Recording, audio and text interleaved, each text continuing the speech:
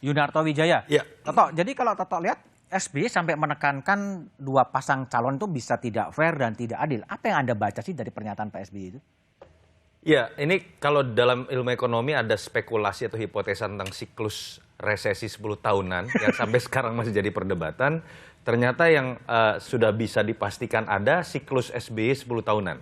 Siklus SBY 10 tahunan? Gimana tuh? Jadi isu mengenai kecurangan, sekarang dengan istilah indikasi tidak jujur atau tidak adil, itu 2014 ramai diperbincangkan oleh SBY juga.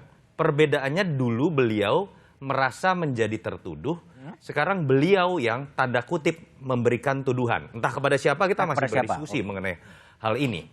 Dan kritik saya pertama kepada SBY adalah kritiknya sendiri sudah dijawab oleh dirinya sendiri di tahun 2014. Ketika dalam pidato di tanggal 1 April dan tanggal 5 Juli 2014, 2 kali beliau mengatakan bahwa politisi yang menuduh kecurangan itu saja.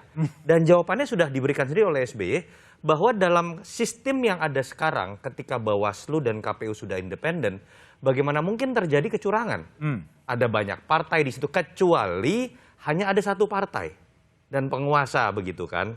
Jadi sebetulnya apa yang dituduhkan oleh SBY sudah dijawab sendiri olehnya.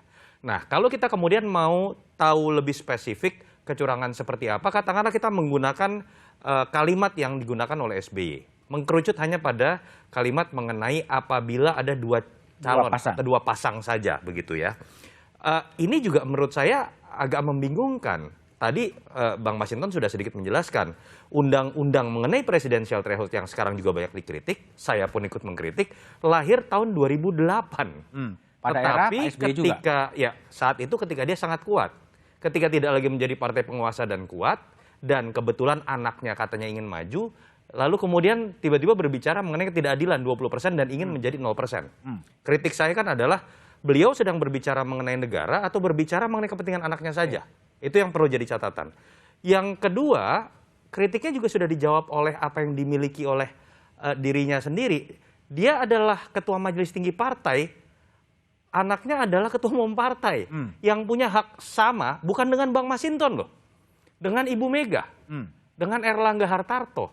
Untuk kemudian kita tahu keputusan ada di tangan mereka-mereka ini. Jadi bagaimana kemudian mengkritik dirinya sendiri seakan-akan tidak berdaya untuk menghadapi lobi politik untuk menentukan berapa pasang. Yang ketiga, secara alamiah kalau kita lihat kan fakta politik. Bagaimana mungkin ada tuduhan bahwa rezim ini, menurut saya ya, melakukan kecurangan menentukan pasangan calon ketika kita tahu Jokowi sendiri dalam rumor politik di partainya sendiri hanya petugas partai. Di partainya sendiri bahkan muncul isu perbedaan pendapat dengan Ibu Mega yang ditafsirkan sebagian orang lebih kepada Mbak Puan, Jokowi karena Rakernas Projo ditafsirkan lebih ke arah Jokowi. Bagaimana mungkin sosok seperti itu kemudian bisa mengatur seluruh partai untuk kemudian yang disebut oleh Pak SBY akan mengerucut pada jumlah pasangan calon yang disebut dengan tidak adil dan tidak jujur. Gimana